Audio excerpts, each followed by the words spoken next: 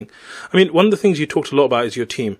And it's great to hear leaders like, talking about their team, because I know most of my accomplishments come just because I had some amazing people around me.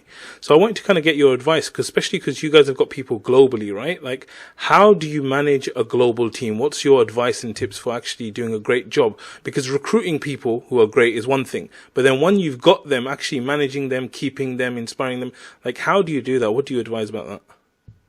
That's a great question. One thing is we're so fortunate that we have so many tools and resources that help us do this now that didn't even exist maybe 5 years ago, right? So as a tool, I mean, just getting very technical, we use Slack. I've seen some teams do it with Asana, but Slack is really just phenomenal for managing a remote team. And the second thing is I would recommend 2 books. One is called Remote, and the other is called Rework. So Rework and Remote, both written by the same guys, the same company. A company called Basecamp, basically in Chicago. It's all about like, how do you build and manage remote teams? And one of the things we've learned is most important is you have to hire for people that are able to do that. Some people really do need to be in the office. Like, they can't. It's hard. Like, there are certainly challenges with remote teams. It can be lonely. Right? So people just working for themselves. Communication is super, super important. The ability to communicate well, clearly, redundantly, but you have to over communicate when you're remote. You have to use expressive language and emojis. Like, we actually use a lot of emojis and GIFs in our company because just words themselves don't always convey the emotion of what you're trying to say. Very good. They can be misinterpreted, right? I would say the third thing is like, just people have to be really responsible. They have to understand that other people are dependent on them. If they can't consistently be responsible, it's not going to work for a remote team. We've had hits and misses within our own team, really talented people, but remote culture wasn't a good fit for them. And so you need to have people that, like, they can do it. They can sit down at a laptop in their home or in their co-working space or cafe, wherever it is, and do the work they're supposed to do. Now, if you can do that, it's actually really cool, because what can happen, like in our team, for example, we can do a bunch of work during the day, and then we hand it off to our team in Malaysia. And then we're sleeping through the night, they're still working. Amazing. And then we wake up, and then they hand it off to us, right? And so you can basically have like 24-hour service if you do it right. If you don't do it right, I'll give you an example of what happens if you don't do it right. If like you procrastinate and you're like, I'll take care of this in the morning. So when it comes off to hand off at night, there's nothing to hand off to the team in Asia.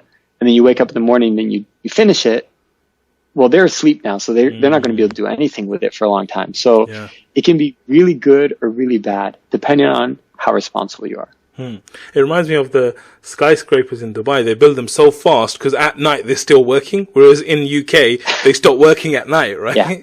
So that's amazing. Like, tell me about management. Do you have a structure that you follow? Do you have a theory that you follow in terms of actually managing your people? Do you do the corporate style where you have proper personal development plans? You have meetings every single week? Do you use something different? How are you managing like the higher team?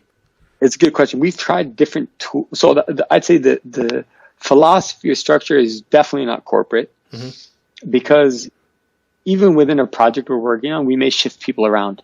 So when it's Ramadan, like we have a sister Nafi, we usually put her in charge as a product manager for all of Ramadan challenge on LaunchGood. But then outside of Ramadan, we're going to put her on marketing team, and so people even shift within the company and the it's kind of like the David and Goliath stuff, right? Like what you may perceive as a weakness could actually be your strength. So startups are like, we're so small. Well, actually your smallness gives you agility. And that's a value. You don't want to why would you put handcuffs on yourself if you're a startup, right? Like that's your only advantage against like the big powers that be is like you can move so fast and shift directions. So we're pretty lean in that way. We usually do weekly check-ins. So we do have a structure. So everyone does have to check in with somebody on a weekly basis. We've tried a lot of different management tools. But the only thing that's been really consistent is Google spreadsheets. As simple as that sounds. Okay. Like, okay, what's the agenda for the check-in? What are the action items from last week? What are the action items for this week? You know, and just holding people accountable. So there does need to be accountability. And I would say it's also something that we're investing as a leadership team more on this year, is figuring out even more effective ways to manage our team, and provide them the tools to manage others, because we also don't like to have too many, like, we like to limit the reporting to about 3, maybe 4 people per person. So I don't have 7 people checking in with me. Yeah, I can't really do a good job. I can handle about 3, maybe 4 at times, right? Yeah. Great. Have you checked out Traction, by the way?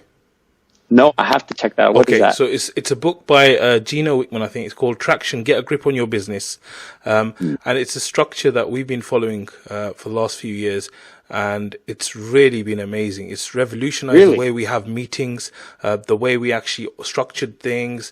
It's a really, really good book, and it's a popular book. So check it out. It's not mainstream, but it's going to be, I think, be really good for you guys. And then we use Slack like you do, but then we use Trello to implement a lot of Traction. Yep.